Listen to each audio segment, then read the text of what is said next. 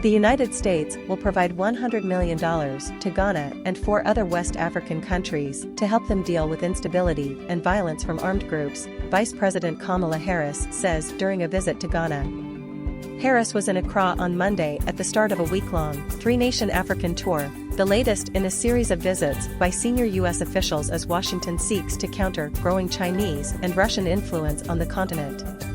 President Joe Biden and I have made clear the United States is strengthening our partnerships across the continent of Africa, Harris said during a joint news conference with Ghanaian President Nana Akufo-Addo. China has invested heavily in Africa in the past 2 decades, particularly in infrastructure, mining, timber and fishing, while Russia's private military contractor Wagner Group is providing security assistance in several countries. Akufo-Addo, who alleged in December that its embattled neighbor Burkina Faso had hired the mercenaries, reiterated that he was concerned about Wagner's presence in West Africa. It raises the very real possibility that once again our continent is going to become the playground for great power conflict, he said. Several countries across West Africa and the Sahel region have been struggling to quell violence by armed groups that have caused humanitarian disasters and fueled discontent, which contributed to military coups in Mali and Burkina Faso. We appreciate your leadership in response to recent democratic backsliding in West Africa, Harris told Akufo-Addo. To help address the threats of violent extremism and instability, today I am pleased to announce $100 million in support of Benin, Ghana, Guinea, Côte d'Ivoire and Togo, she said. That money is in addition to $139 million in assistance that the U.S. intends to provide Ghana in the 2024 fiscal year, according to Harris's office.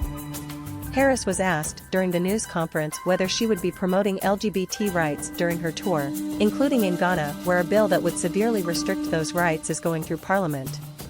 I have raised this issue, Harris said, adding that she felt very strongly about supporting freedom and equality for all people and that LGBT rights were a human rights issue. Ghana's draft bill would make it a crime to be gay, bisexual or transgender. Gay sex is already punishable by up to 3 years in prison under Ghanaian law, although no one has been prosecuted in years. The new bill would lengthen jail terms and force people to undergo conversion therapy, practices intended to change their sexual orientation.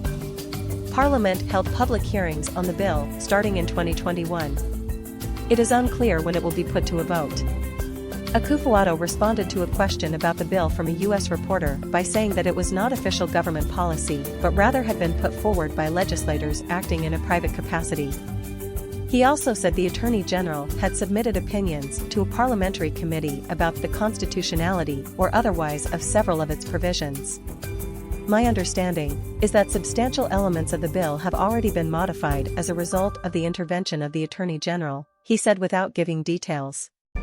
I have no doubt that the Parliament of Ghana will show, as it has done in the past, its sensitivity to human rights issues as well as to the feelings of our population and will come out with a responsible response to the proposed legislation, the president said.